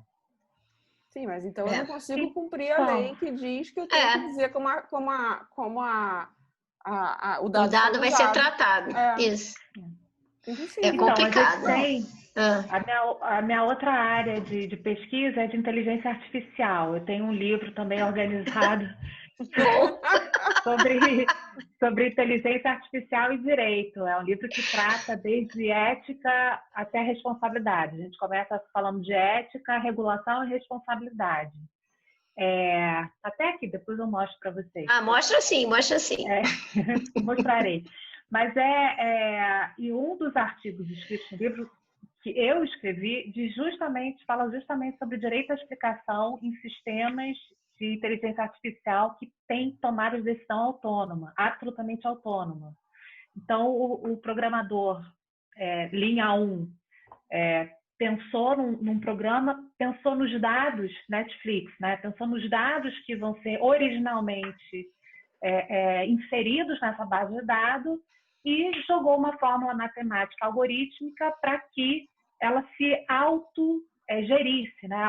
Que haja uma autogestão daqueles dados para alcançar um resultado que, eventualmente, o programador original sequer tem o conhecimento de que será alcançado. Exemplo, se eu voluntariamente digo numa rede social que eu sou um homem que usa barba, vou pegar o exemplo do Carlos, que eu sou um homem que usa barba e tem um gato em casa e gosta de tomar cerveja, é possível, através de inferências e probabilidades, descobrir que o Carlos adora filme de ação. Estou dando assim, o exemplo bem clichêzão, né? Mas que ele gosta de filmes de ação. Então, os dados, às vezes, essas correlações que a gente chama de correlações espúrias, a gente não consegue efetivamente explicar. Às vezes são dados absolutamente aleatórios que o programador original não tem a capacidade de, uma vez alcançado o resultado, identificar como sendo dado preponderante para a tomada de decisão. A gente tem um problema, porque a gente não vai ter como explicar quais foram os dados necessários ou fundamentais ou suficientes para que tenha chegado a uma determinada solução, um determinado resultado. Ou seja, a gente já tem um direito que não vai ser possível se concretizar. Eu acho que isso é sempre uma dúvida, né? Quando a gente não tem todo o domínio, né? Não é da legislação, você pode ler a legislação, mas você tem esse entendimento de todo, né? Quer dizer, você tem uma lei, aí você tem um decreto, e aí você tem uma portaria, quer dizer, como é que essas coisas se interrelacionam, né? Para a gente que é leigo, é muito mais difícil, né? E imagino que para quem desenvolve, quer dizer, como o Carlos falou, né? E pode continuar, então, assim, você acredita que tem uma data a lei diz isso é a data de início de vigência, tá? Mas o que veio, né, antes disso, né, se isso vai atrapalhar, qual é efetivamente o efeito que isso vai causar nos projetos que vão estar em vigor, né? Eu me lembro muito da lei da acessibilidade digital, que foi adiada e entrou sei lá quanto tempo depois, acho que uns 3 ou quase 5 anos depois, porque ninguém sabia, ninguém estava preparado para fazer a adaptação dos sistemas como um todo, quer dizer, era uma quantidade enorme de páginas, principalmente sites, né, do governo mesmo, que era o primeiro problema do governo, né? Então, assim, quando eles se dão conta de que você tem que imprimir um esforço de projeto mesmo, né, de repensar todas as trocas de dados que existem, eu imagino que eles ainda vão mudar essa data, vão vir mais outros papéis aí no meio do caminho para prorrogar isso. Fala, Carlos. Você começou a falar junto comigo. Eu acho que são duas coisas. Uma coisa é a finalidade mesmo, porque eu acho que você consegue garantir a finalidade. E aí, no final das contas, você acaba tendo que ir no detalhe mesmo. Você acaba tendo que dar uma refatorada no teu sistema e ver o que realmente é necessário e o que você consegue entregar com aquele dado que você está coletando, né? Por exemplo, o cara tem gato e o cara usa barba. Então, eu sei que eu consigo entender que esses dois dados são os dados que vão estar me cuspindo a informação. E aí eu consigo ir vendo quais são os dados que efetivamente eu preciso. E assim, a minha finalidade é entregar uma melhor experiência para você de consumo. É te entregar um sistema de recomendação que você consiga consumir uma coisa melhor. Um sistema de publicidade onde eu te entregue uma publicidade mais efetiva. Né? No final das contas, acaba sendo quase sempre recomendação. Mas no final das contas, você acaba conseguindo se embasar, porque senão você vai ter que explicar no detalhe qual é o algoritmo que você usa, né? Sei lá, esse é o meu entendimento pessoal, assim. E eu acho que não é essa a função da lei. Eu acho que a lei que é só assim, olha só, diz para a pessoa qual é o dado que você está coletando e o que você vai entregar em troca daquele dado. Né? Eu acho que esse é o espírito da lei. Eu entendo que seja esse o espírito da lei, para que as pessoas realmente tenham essa consciência. Uma outra coisa que eu acho que também é o seguinte, com relação à lei da acessibilidade que você estava falando, né? A lei, a GDPR e a OECD, né? Organização, nananana, que eu não me lembro agora o que significa essa sigla. OCDE. Mas OCDE, ela mesmo. Aquela né? Que daí a gente não foi, né? Que a gente queria, mas não foi. Foi prometido. Exato. Essas leis, na verdade, tipo, essas leis, né? A organização e a GDPR, na verdade, as duas, elas dizem que você só pode ter só pode ter negociação de dados com países que tenham leis similares. Isso, de certa forma, dá uma forçada na legislação brasileira, para que ande a legislação brasileira de uma maneira um pouco mais rápida, mais objetiva. Mas estamos vendo, né? Vamos ver o que vai Tem uma acontecer. pergunta aqui que é interessante, que acho que foi a Ana Paula que fez, que o UX designer ele trabalha fundamentalmente com pesquisa, né? E aí ela pergunta aqui como é que essa lei da LGPD vai afetar essas pesquisas quando a gente utiliza um Google Forms, uma captura de dados, ou até métricas através de sistemas como o Google Analytics e o Hotjar, né? O que a gente tem que se preocupar com isso? Então, excelente pergunta. Tem que se preocupar. A gente tem um princípio que acho que enfim, são mais de 10 princípios na lei, né? Isso aí está tudo especificado lá no artigo 6º, inclusive o da prestação de contas, né? O tal do accountability que a gente fala, prestação de contas e responsabilidade, que é o que no final das contas a gente, como titular de dados, gostaria de ter reconhecido pelo agente de tratamento. Mas um dos princípios que tem na lei geral é o princípio da minimização de dados, ou seja, o uso estrito, mínimo e absolutamente necessário de dados para se alcançar uma determinada finalidade. Então, o Google Analytics, o Google Forms, da mesma forma, a pesquisa de mercado, né, com a pranchetinha e o lápis, a Lei Geral de Proteção de Dados se aplica ao cara que está com a prancheta e o lápis preenchendo o formulário também. Né? A gente tem formas mais eficientes, mas também se aplica. O cuidado que tem que se ter é da informação. Então, quando a gente está falando de consentimento, primeiro assim, o chupa-cabra de dado, evidentemente, ele é irregular.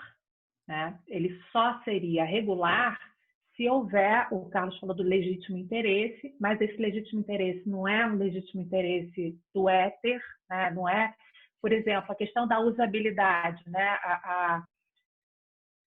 Esse é o problemaço. Só assim, a gente está querendo, nós estamos coletando seu dado porque nós queremos aumentar a usabilidade do sistema para você.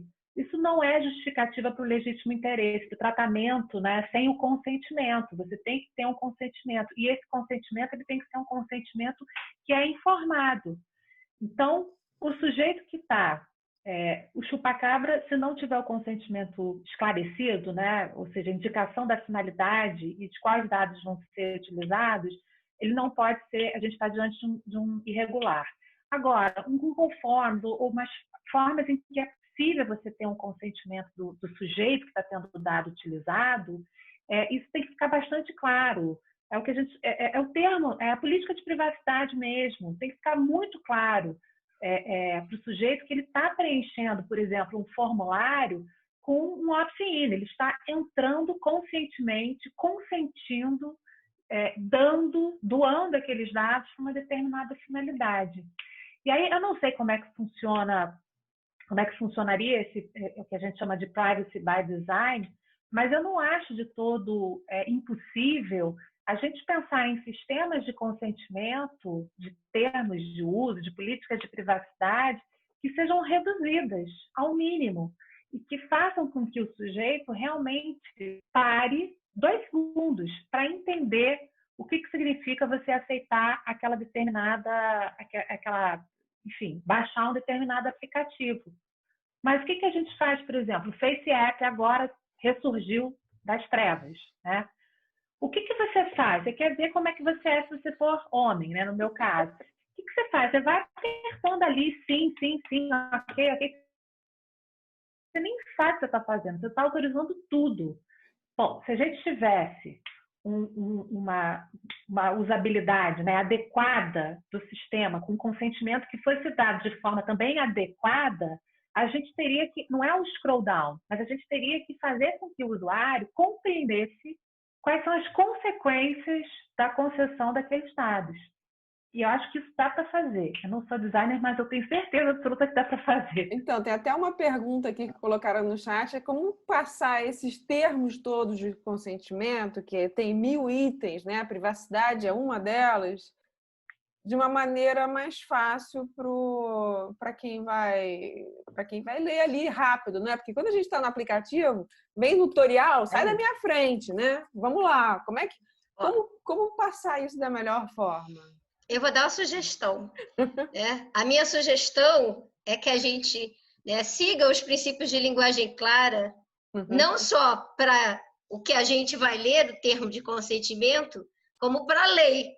Porque em Portugal eles já fazem isso. Tem a lei, essa LGPD lá, que tem trocentos artigos, trocentas coisas, um monte de minúcia, né?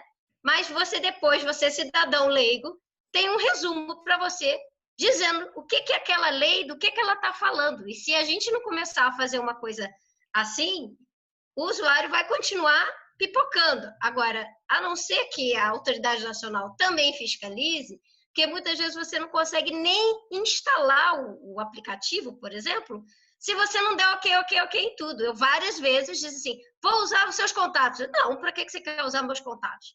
Né? Tá, vai usar a sua câmera. Não, para que você quer usar a minha câmera? Né? Me pergunta depois, como o Carlos falou. E aí, quando você diz não, ele não deixa você instalar. Então, já tem alguma coisa errada aí. Né? Então, assim, essa é a minha sugestão. Vou deixar eles darem a sugestão deles. Não, essa sua sugestão já é até utilizada. Acho que recentemente eu atualizei o meu sistema operacional do Macintosh e a Apple ela fez um resumo, ela mandou, não sei se foi a Apple ou se foi a Google, mas eles mandaram, antes de mudar a política de privacidade do sistema, eles mandaram um e-mail, olha, dia tal a gente vai mudar. Os itens principais que a gente está mudando, ele fez um resumo. Mas ainda assim, o resuminho era grande, né? Mas já está melhorando, é isso que eu estou falando, porque também tem essa história de tirar o burocratês, né, o juridiquês e por aí vai, é uma tendência também mundial. Né? Mas, eu acho que no final das contas, quando você tem uma lei, né, que ela está forçando as empresas a coletarem só dados que elas vão utilizar, a ter uma finalidade clara, né? As empresas vão começar a otimizar, os serviços vão começar a otimizar mais essa coleta, mais esse tratamento, e vai ficar mais contextual mesmo, né? cada vez mais eu acho que vai ser contextual essa coleta de dados. Eu acho que no momento da coleta fica muito fácil você explicar o porquê daquele dado está sendo coletado. Então, sei lá, se eu vou fazer uma venda, eu pego esses dados por causa disso, disso. Agora, pedir os dados só porque o cara criou a conta, será que faz sentido, né? Eu acho que vai meio que nesse caminho de contexto. E com relação à educação ali mesmo do povo, o ICO lá do britânico, ele é muito legal para quem quer projetar e para consumidor também, para cidadão comum também. Então, foi um trabalho muito legal dos caras no site deles, que lá tem os dois vieses, né? Se você é um cidadão britânico que quer conhecer quais são os seus direitos com relação à privacidade, tem uma linguagem muito legal ali para você entender. E se você é um cara que está trabalhando com um produto, com um negócio digital, também tem lá uma área muito legal para você poder pesquisar. Fica até uma dica, que lá é um bom lugar, é um bom benchmark para você começar a ler e entender para projetar alguma coisa compliance com a lei. Lá é bem legal. Só um comentário aqui que a Bruna colocou, que tem esse novo ramo aí do Visual Law, né, que também está ligado à questão do legal design, né, que é trabalhar essa questão da linguagem clara, né, na verdade, o que eu entendo de legal design é utilizando os métodos do pensamento do design, né, os métodos de conseguir entender melhor quem é o seu usuário, para você conseguir dar uma linguagem mais clara para ele a partir do repertório que ele tem, né? Então, eu acho que, fazendo só um rápido comentário, né, a gente está falando aqui para uma audiência que é bastante qualificada, né? Mas eu sempre brinco assim que a gente tem que pensar que esses termos de uso, ou que a linguagem que deve ser utilizada, tanto a linguagem visual quanto a linguagem, enfim, escrita, enfim, não importa, ela tem como paradigma a minha mãe, entendeu? É a minha mãe que vai ter que dar o consentimento ali, que vai ter que entender. Então, quanto mais, acho eu, visual, quanto mais facilitada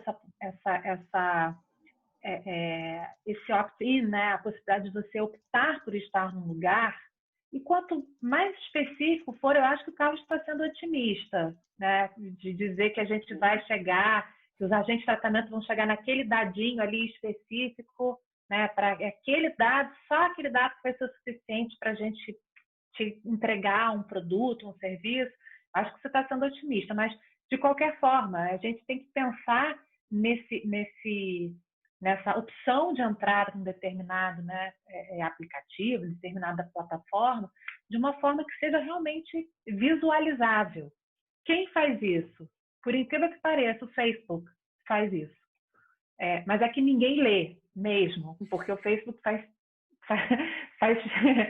a vontade que ele quiser, ele faz o que quer.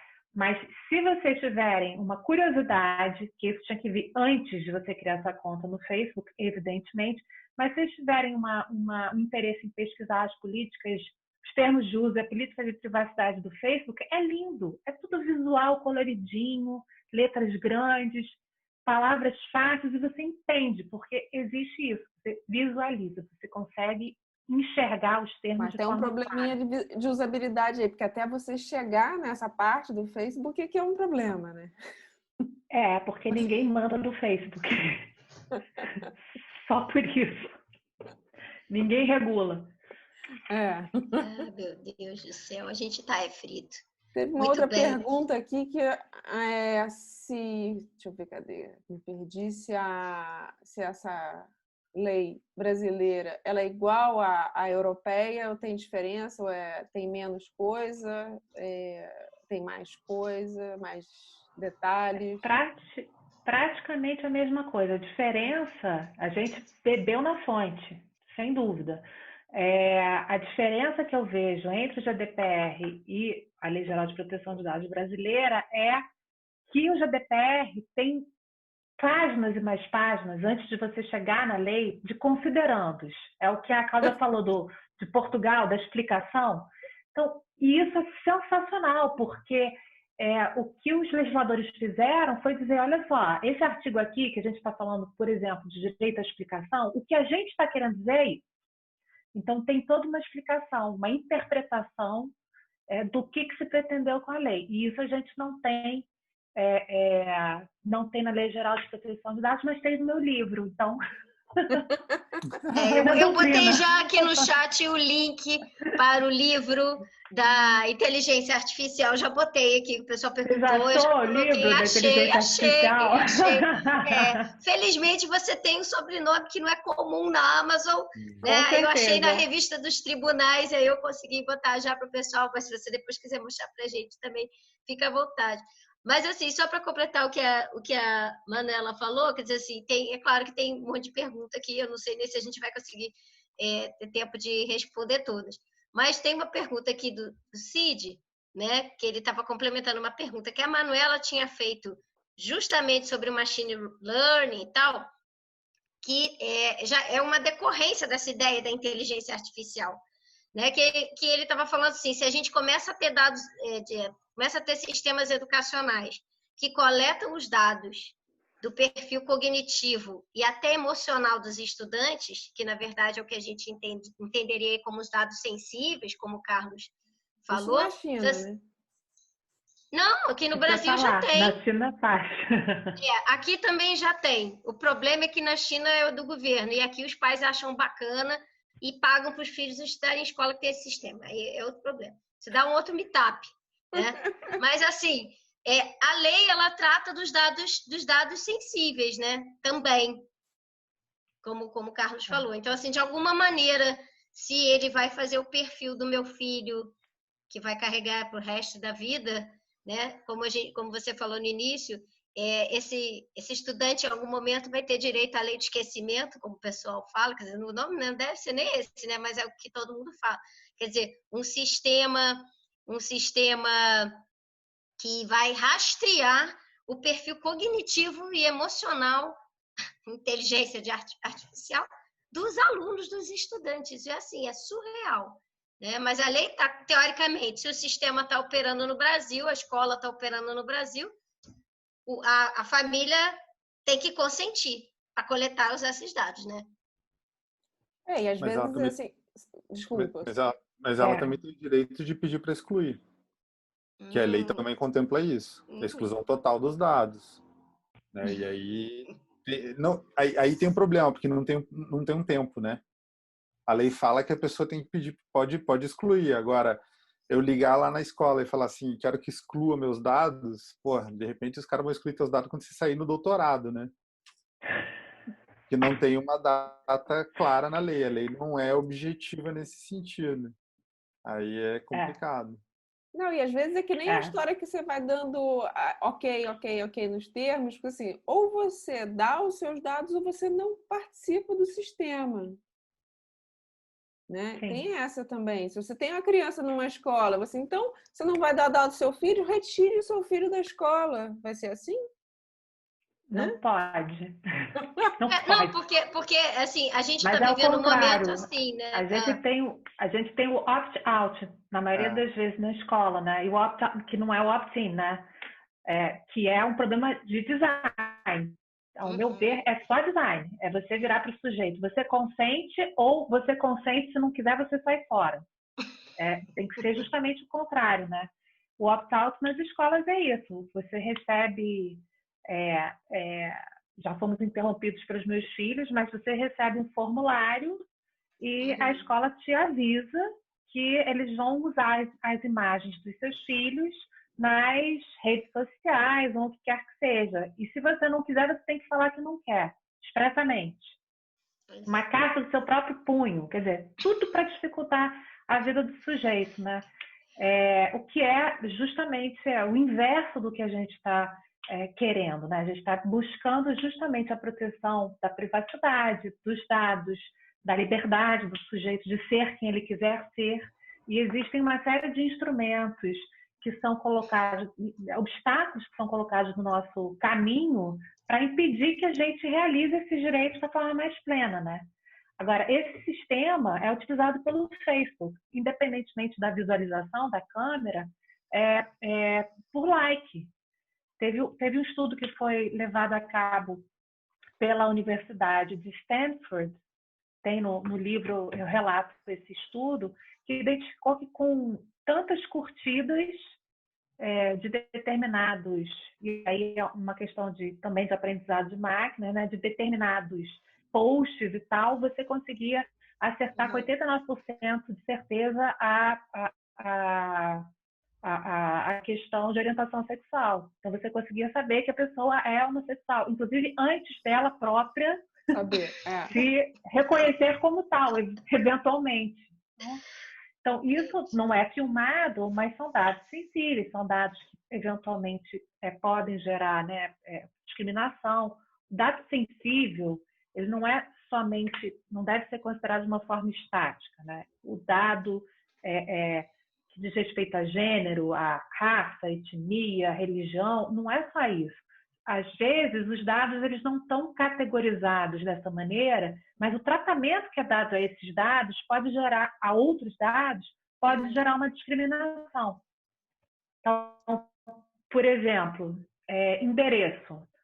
Às vezes, eu não sei a raça da pessoa, mas eu sei onde ela mora. Por eu saber onde ela mora, eventualmente, eu tendo acesso a dados do IBGE, por exemplo, demográficos do IBGE, eu já consigo, com alto grau de probabilidade, identificar que aquela pessoa é negra. E aí, com base nessa informação, o tratamento que é dado, eu posso ter aí uma questão de discriminação abusiva. Tá? Mais a gente fala, mais eu fico preocupada com essa história. Mas, assim, cada vez mais eu fico preocupada, porque, assim, acho que, né, uma boa maioria aqui é ligada à área do projeto de interfaces, né? E a gente ouviu tanto você falando agora, né? Quer dizer, uma questão de você dar o opt-out, né? Assim como você tem formulários em que você, para finalizar o formulário, ele já está ticado ali. Sim, eu concordo com os termos e sim, eu aceito que você me mande promoções suas e dos seus parceiros, né? Já vem ticado. Quando, na verdade, o projeto devia ser o contrário, né? Deixa aquele quadradinho ali vazio e aí você vai ticar o que te interessar, né? Por exemplo, não compartilhe meus dados com os seus parceiros, porque eu não sei quem são essas pessoas, né? Essas empresas. Mas, ao mesmo tempo, a gente entender que se é tudo tão intrincado, e alguém colocou isso aqui, assim, é confuso, né? Então, assim, eu tenho empresas que vêm de outros países, eu tenho pessoas que vêm de outros países e ele vai estar aqui, né, sendo, de alguma maneira, protegido e regido por uma lei que é brasileira. Quer dizer, em alguns momentos, eu imagino, depois disso tudo implantado, né, quantos problemas de verdade a gente vai ter e assim, se esse usuário, como tantos casos que a gente tem, se esse usuário vai se sentir realmente, vamos dizer assim, motivado a ir atrás do prejuízo dele, né? Porque eu fico imaginando assim, você vai ter que entrar na justiça, né? Essa lei é uma lei, eu vou ter que ir lá pedir que a lei se cumpra, né? De alguma maneira.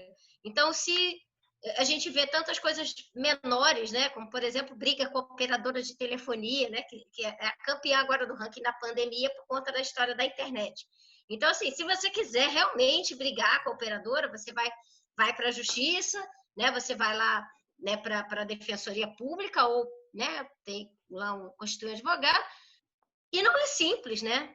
São processos morosos algumas vezes. Então, não sei até que ponto a gente consegue, quer dizer, a Kate consegue visualizar de alguma maneira, assim, se vai ser esse o caminho, porque se você não tem uma autoridade nacional exatamente constituída, atuante, como muitas das, entre aspas, agências que a gente tem, que a gente não tem clareza no que elas querem na proteção do consumidor, tipo a ANS versus planos de saúde, né? Então, parece que a ANS está sempre a favor dos planos de saúde e não do consumidor. Então, às vezes eu me pergunto se a gente vai ver a ANPD mais vezes próximo das empresas do que dos usuários, né? Dos consumidores. E na pior das hipóteses aqui, né? Sendo assim bem pessimista, é como a gente tem, por exemplo, né? A gente teve aí sei lá, a ciclovia ali da Niemeyer que caiu. Então, assim, Quem, em última instância, foi condenado, né? Foi chamado à face da lei? Os engenheiros. Então, eu me pergunto se lá na frente, quem vai ser chamado não vai ser o designer, o projetista dessa interface. Eu tô assim, muito pirada com mania de perseguição, ou é mais ou menos isso? Todo mundo tá, né? Meio pirado na atualidade. A gente tem a ausência de uma autoridade nacional de proteção de dados, de fato, é algo que pode gerar uma judicialização dessas hipóteses, né? Mas a própria lei, quer dizer, tem uma certa salvação, que a própria lei, a própria LGPD, ela estabelece instâncias de proteção dos titulares de dados quando permite que outras agências e outros institutos, outros órgãos da administração pública venham auxiliar nessa fiscalização. Então, a minha aposta, Cláudia, é que, na ausência da Autoridade Nacional de Proteção de Dados, quem vai entrar de cabeça fundo nisso é o Senacom, que é o órgão nacional de proteção ao consumidor, ligado ao Ministério da Justiça, e que esse órgão vem atuando firmemente na proteção de dados. Se a gente considerar, né, que, na grande maioria das vezes, esse tratamento massivo de dados tem relação, né, com situações de consumo, a Senacom não estaria usurpando função de outros órgãos, estaria atuando dentro da sua esfera mesmo, né? Aí eu trago um exemplo para vocês, que é um exemplo, acho que foi do ano passado, se não me engano. Aquele aplicativo Grindr, que é um aplicativo de encontros mais utilizado por homens homossexuais, ele teve dados disponibilizados, né? Eu não vou usar o termo vazado, porque nunca é vazado, né? Alguém disponibilizou, né? E houve ali dados sensíveis, sendo informados, inclusive, se a pessoa era ou não portadora de HIV. Se a gente tem uma autoridade nacional firme, essa autoridade nacional ela vai atuar sem a necessidade do sujeito individualmente buscar uma reparação. A própria autoridade ela vai atuar defendendo os interesses, tutelando o interesse dessas pessoas. Na falta da autoridade, quem atuou foi a Senacom. Então, mas a judicialização é algo que eu vejo como um futuro. Ai, meu Deus. Futuro terrível. Eu tenho aí meu lado positivo. Vai. Otimista. Assim, não, eu acho que realmente o cenário é bem complicado. Assim, não sou tão otimista assim. Mas eu acho que tem duas outras coisas aí que eu acho que podem ser assim um pouquinho de um arzinho aí que a gente pode respirar um pouco. Eu acho que é o seguinte, acho que tem muitas legislações e quase todas elas estão atuando de alguma maneira. Então, e na internet você não tem mais fronteira, né? Então, assim, se eu estou desenvolvendo um sistema aqui no Brasil e eu só olhar para a LGPD, eu vou entrar pelos canos se eu for ofender esse negócio na Europa. Se eu estiver oferecendo um conteúdo lá na Europa, porque eu vou ser processado por lá. E aí, como a gente tem as duas muito parecidas, então eu acho que isso acaba sendo um pouco de, não é só um problema que vai ser só no Brasil, a não ser que a gente vire uma China, né? Que a gente fique extremamente fechado. A princípio, a gente é uma democracia. Por isso que eu não sou tão otimista assim. Mas, assim, existem essas outras leis, existem esses outros acordos que acabam fazendo com que todo mundo tenha que correr um pouco atrás. E a outra coisa que também é um pouco o meu lado otimista foi que, assim, na minha pesquisa, eu comecei ela em 2017, né? E acabei, na verdade, mentira, eu comecei ela de verdade em 2018. E acabei ela agora. E, assim, o que eu vi nesse período foi um crescente, assim, no interesse das pessoas com relação ao tema, né? Eu lembro lá atrás, quando eu comecei, assim, o pessoal que trabalhava com desenvolvimento não botava muita fé, falava, isso aí não vai colar, isso aí não vai para frente, isso aí não vai adiantar. E depois, no final, a galera já estava meio assim, então isso é privacidade. Quando eu estava discutindo os conceitos da privacidade, não tanto o dia a dia do desenvolvimento, assim, então o direito de estar só é liberdade. Então, sabe, eu acredito que talvez as discussões façam com que as pessoas se interessem mais sobre o tema, e isso talvez acabe sendo um pouco de uma diferença de mercado mesmo, de posicionamento de marca, né? De a empresa ser uma empresa transparente, a empresa ter essa responsabilidade e ela se apresentar com esse diferencial. A Apple está tentando fazer isso agora, nesse momento. A Apple está indo nesse viés assim de eu me preocupo com a privacidade das pessoas, né? Eu use os meus devices e você vai estar com a tua privacidade. Então, eu acredito que essas duas coisas elas podem ser coisas que acabem sendo positivas, mas é que nem a gente estava falando, se a gente for olhar só ali na lei ali, na política da coisa, é bem bizarro, porque o dado para política ele é um dado muito interessante, né? Muito sedutor. Ô, Carlos, deixa eu Complicado. aproveitar e te perguntar, que já está falando, como é que assim, você já defendeu, tá, mas já tem trabalhado com isso, com esse assunto dentro lá da Globo.com. Quais são as iniciativas que a Globo.com está tendo para cumprir com essas diretrizes da lei? E como é que você vê dentro do mercado de UX design, como os outros designers, parceiros seus, né, ou amigos e tal, estão lidando com isso? Né? Estão preocupados, não estão preocupados?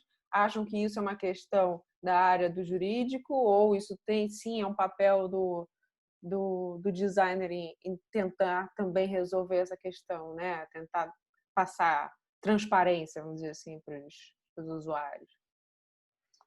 Então, lá na Globo.com, na verdade, está tendo todo um trabalho muito grande do grupo inteiro, né? Da Globo como um todo. Como a gente estava falando, a lei ela está tratando de todo e qualquer dado, tanto digital quanto offline. Então, desde o RH está passando por todo um trabalho muito grande, até o dado de login que você usa para fazer um comentário, né? Que o usuário usa para fazer um comentário no G1. Então, a Globo como um todo, ela está tendo um tratamento muito grande disso tudo, tem muita gente envolvida. O meu envolvimento está muito mais com os produtos da Globo.com ali mesmo, né? G1, GE, G-Show, o Globoplay. E realmente, a gente tem ido muito para a questão da finalidade, né? Do dado, que dado que a gente está coletando, por que a gente está coletando. A gente tem esses dois modelos de negócio, que são entrega publicitária, né, que é o modelo que a mídia sempre usou, sempre teve. A gente está vendo aí o renascimento do paywall, né? A gente está vendo um monte de site que está surgindo com esses caras, porque precisa ganhar dinheiro de alguma maneira, precisa sustentar, essas estruturas são caras. E a gente também tem modelo de assinatura. Então, a gente tem feito várias iniciativas com relação, assim, bem específico mesmo, aos dados que a gente observa, que aí são mais os cookie banners, é mais os trackers mesmo, o usuário logado, a questão da edição do dado, que isso já era uma coisa que a gente já tinha mesmo, a opção de visualização dos dados, a opção de exclusão e tal, isso a gente está trabalhando mais no detalhe um pouco para a lei especificamente. Vocês chegaram a criar um departamento legal design, alguma coisa assim, para trabalhar essa questão em conjunto? Não. O que existe é o seguinte, dentro da lei existe o encarregado, né? Toda empresa vai precisar ter um encarregado. Na GDPR eles chamam de DPO e na LGPD o encarregado. Esse escritório, né, não é um indivíduo, mas é um escritório, é uma área da empresa. Pode ser uma área da empresa ou pode ser um terceiro, né? Eles são responsáveis para fazer interlocução entre a empresa, né, quem coleta o dado, a agência e também ao consumidor. Então, esse cara que é o responsável. Esse cara existe dentro do grupo e o que aconteceu ali na nossa situação muito específica, foi que foram criadas forças de trabalho mesmo. Foram grupos que foram criados para resolver isso. Mas não é uma coisa vista como uma área ou como um departamento. É visto mesmo uma coisa que vai ter que virar sangue. É uma coisa visto que as pessoas vão ter que aprender, entender, e isso tem que ser dissolvido na empresa inteira. Assim. Não é uma coisa que vai ter uma... Tem o encarregado, que é esse cara que vai fazer a interlocução. mas a capacitação da equipe, a capacitação de todas as pessoas para olhar isso como o dia a dia, e vai ter que ser o dia a dia, é muito grande, assim, é meio que o objetivo da empresa, assim, tá meio que nesse viés, nesse caminho. Mas vocês têm alguma iniciativa, assim, de deixar mais claro para toda a equipe de projeto o que é a lei? Vocês têm feito essas palestras internas, o que é a lei e quais são os pontos que precisam estar atentos e tudo mais? E assim, você já viu alguma ação desse tipo fora da Globo.com também? Alguém já conversando com alguém e tal? Então, todo mundo fala um pouco de ter que ter treinamento interno e tal, né? Quando a gente começou a fazer, por a gente ser uma empresa, a gente tá passando por um processo muito grande lá dentro, né? Tá tendo uma coalizão de muitas empresas e tal. Então, teve uma preocupação muito grande de se criar guidelines, né? Quais seriam as guias para você criar um produto, para você criar um projeto que você tivesse compliance com a lei. A gente realmente desenvolveu esse documento, tal, com foco no artefato, com foco no projeto digital.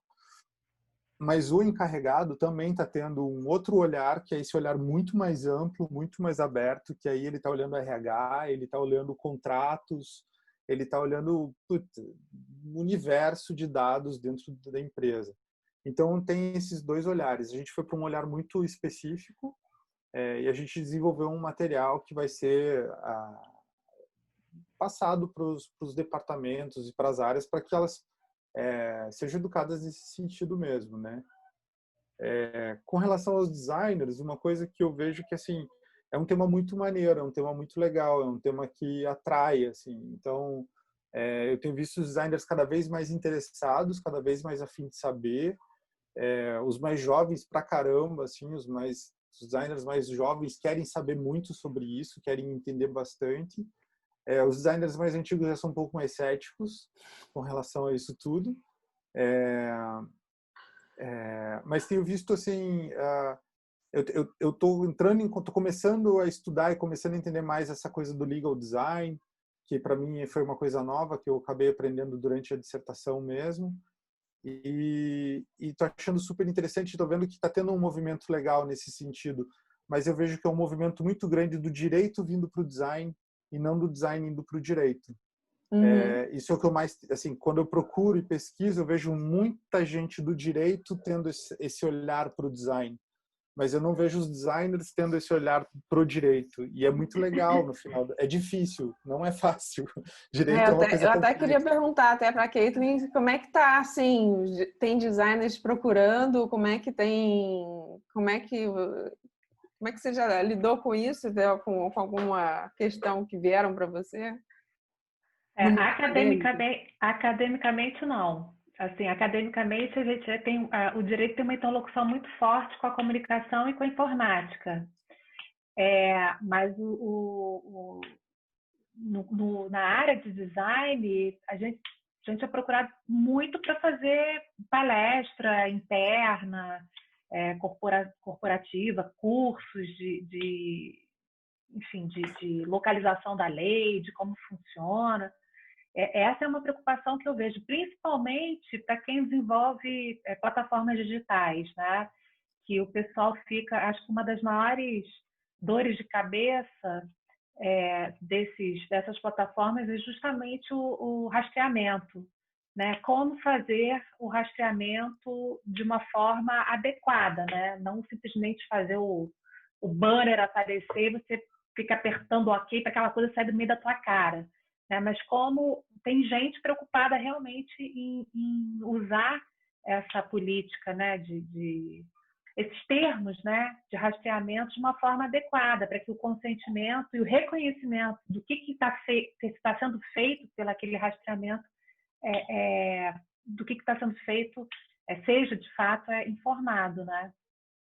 Porque eu entendo tudo de cookie. Tudo. Estudei sobre isso, sei como é que funciona, estou sabendo de tudo. E vou apertando o OK para me liberar. entendeu? É. Mas é que tá, quanto mais a gente estuda proteção de dados, mais desleixado a gente fica com os nossos próprios dados. Porque a gente, pelo menos a minha visão é essa, não tem jeito, já Não sei, era. não. Não, acho que você fica ligado, mas você diz, nossa, o que vou fazer agora? Fiz besteira. Fiz besteira, exatamente. Ai, me botaram numa cilada. Eu acho que vai mais por aí. Mas assim, a gente está aqui só no continuar rapidinho, só mais um comentário no que a Caitlin falou, porque assim, teve um movimento, acho que até está passando um pouco em função dessa lei, mas tem um movimento dos designers, UX designers, e assim, não só do UX designers, mas das empresas em geral, virarem a questão do data-driven, né? Todo mundo fazer estratégias de negócios em função dos dados, principalmente com o e-commerce, né? O e-commerce, você cata os dados da pessoa e vai oferecendo produtos que acha que ela vai gostar. E aí os designers começaram, puxa, a gente tem que saber, tem ciência de dados, né? Tem os cientistas de dados e tudo mais. E aquilo virou assim. E aí eu não sei até que ponto, né? Você também ser transparente. Olha, Manuela, eu tô te mostrando aqui essa geladeira porque você viu aquele negócio ali, aquele outro negócio ali, né? E assim, uma coisa é um sistema de recomendação do Netflix para eu poder continuar me fazendo ficar feliz com o Netflix e ficar mais engajada. Outra coisa é uma coisa massiva, né, de ficar me oferecendo coisas que eu até mesmo reconheço. Bom, eu que sei que tem esses sistemas de inteligência, eu sei que está me mostrando isso aqui porque eu procurei aquele negócio e tem a ver e estão me mostrando agora, né? Ou então eu faço uma procura de uma coisa, o Facebook fica lá toda hora me mostrando aquela mesma coisa. Eu vou assim, gente... Então, acho que é difícil esse meio termo, né? Até que ponto vai puxar para estratégias de negócios da empresa e até que ponto vai puxar para o bem-estar de quem está consumindo aquilo ali, né? Acho que quer dizer, não foi uma pergunta, é só um comentário, mas se vocês quiserem comentar. Mas, Manuela, você sabe que em algumas plataformas o Facebook faz isso, né? Existe um íconezinho abaixo do post, né? Que você consegue clicar, não dos seus amigos, evidentemente, né? Dos seus face friends, mas você consegue clicar e vem uma explicação do porquê que você tá vendo aquilo, né? Tem tanto no Instagram quanto no Facebook, que são acho que as maiores plataformas que a gente usa, né? Existe essa explicação. E aí vem uma explicação bonitinha. Se você concorda com ela ou não, você pode até clicar e falar, não quero mais receber essa informação. Mas vem uma explicação. Você faz parte do demográfico, das pessoas que utilizam esse produto, geralmente compra. Você é uma mulher de 40 anos, que mora na zona sul do Rio de Janeiro, e aí vem uma explicaçãozinha. Isso guardado as devidas proporções, é quase como um direito à explicação mesmo. E você pode fazer lá e clicar. Vou procurar. Né? Eu estava, na verdade, me referindo às lojas de e-commerce mesmo, né? Ah, bom, Se entrar lá no Americanas ou no Zoom, né? Aí fica aquele negócio rodando. Fica aquele negócio me mostrando coisas. Até mesmo, se você viu isso, tem isso, nem aquilo e tal. Fora o que você fala, né? Você fala e ele também te mostra. A gente sabe disso também. A Mariana acabou de falar aqui o negócio que... por isso que eu boto ali a minha fita na minha câmera e tal. Na câmera, no telefone, nas duas câmeras do telefone, do computador. Mas aí é para essa parte da população que diz que tem mania de perseguição, porque o resto diz assim, já entreguei para Deus, né? Já estou aqui, eu uso Google, eu tenho conta Google, né? Eu uso Google Meet. Eu sempre falo isso com os alunos, né? A gente está aqui agora, que o Google já deve estar assim, bom, isso deve ser uma aula, eles se encontram toda semana, as mesmas pessoas, no mesmo horário, só pode ser uma aula, né? Agora, a gente não sabe se eles estão gravando o que a gente anda falando lá e para quem vão as informações. Gente, olha, eu acho que assim, o assunto é maravilhoso, a gente podia fazer uns 50 meetups só falando disso, né? Eu sou a favor de um curso, na verdade, eu já falei isso para a Manuela, sou a favor de um curso, né, voltado para designers, né, claro, com a participação do pessoal do direito aí ajudando a destrinchar a brincadeira, né, porque eu acho que é um caminho importante. Aí deixa de ser o voto sim, por favor, né, assim, que eu acho que é um caminho importante, né, eu acho que assim, quando a gente está falando de uma empresa, como o Carlos comentou, eu fico pensando que você está num time, você está numa equipe e as pessoas estão se ajudando. Agora, a gente sabe também que no nosso exercício profissional, a gente tem pessoas que são freelancers, elas trabalham sozinhas, elas desenvolvem sozinhas, ela não tem esse mega supervisor que vai bater, né, essas diretrizes em todos os lugares, né? Então, e que o fato dele seguir a GDPR ou a LGPD pode vir a ser também um fator, né, de exclusão do mercado, a gente, né, não sabe. Então, eu acho que o pessoal está pedindo assim, com desconto para quem participou do Meetup. Mas, assim, eu acho que a gente precisa falar disso, né, como profissionais que trabalham principalmente com a área digital, né? Quando eu falei aqui da acessibilidade, o Edson Rufino, né, que trabalha com acessibilidade desde sempre, eu conheço ele também muito bem, falou assim, até hoje, né, a gente ainda tem 1% das páginas acessíveis, então me pergunto, né, se isso foi lá 2005, 2003, para entrar em 2005, 2008, então assim, eu estou falando de quase 20 anos, né, e se você for pensar, quanto tempo será que a gente vai ter que esperar para que a gente vá criando, né, essa cultura dentro dos nossos projetos de efetivamente trabalhar com segurança também, né? Que eu acho que é importante para todo profissional de toda a área, você saber do que você está falando, né? O seu cliente virar para você e dizer assim, mas está aqui, está com as diretrizes, né? Como é que vai ser? Né? Porque foi aquilo que eu falei da história lá da ciclovia, vai bater em quem faz o projeto, né? Em última instância, sempre. Então, assim, eu agradeço demais a presença do Carlos e da Caitlin, né, no horário aí da fome, porque todo mundo já trabalhou o dia inteiro, assim como as pessoas que estão aqui participando com a gente, né, em fusos horários diferentes, né, Iris? E a gente sabe que é importante, né, que a gente tenha esse momento online, a gente já tinha feito os meetups, como eu falei no início, físicos, né, presenciais, lá no departamento, sempre é muito bom, porque a gente vê as pessoas, a gente, né, se abraça, se beija e, né, faz lanchinho, que é sempre a parte boa da brincadeira também, mas a gente vê que o online ele alcança mais gente, né? E eu acho que a gente está num momento em que esse assunto ele precisa ser discutido e precisa ser discutido rápido. E eu já estava falando com a Manuela sobre isso, que eu acho que a gente tem que pensar numa coisa online já, né? Online já, para que todo mundo possa, né, que trabalha com a área de UX, que trabalha com a área de desenvolvimento, possa saber do que está sendo falado.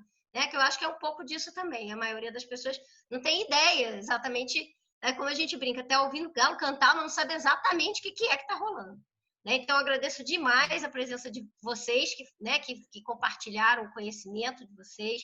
Agradeço demais aqui, né, as perguntas e lamentos, a gente não pôde responder tudo, mas a gente tem aí a referência, né, dos 2 livros da Caitlin, né, Arquipélago e Revista dos Tribunais, e a gente tem, eu espero em breve, né, Carlos? Né, Carlos? Em breve a gente também tem as publicações, um livro também, pois quem sabe, da dissertação.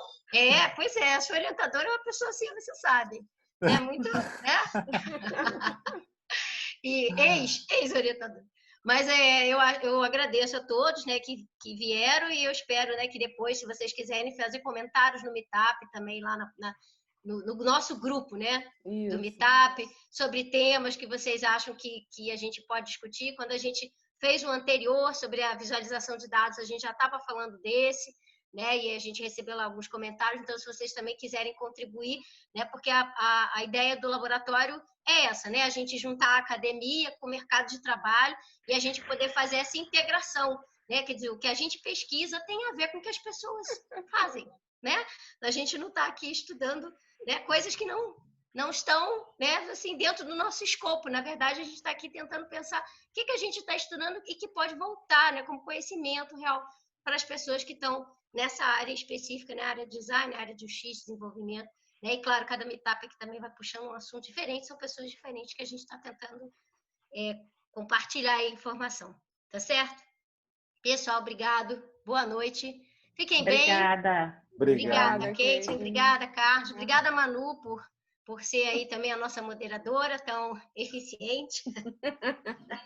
Olha, gente, rapidinho. Esse meetup ficou gravado. Depois eu vou postar o link quando eu conseguir subir isso para o YouTube.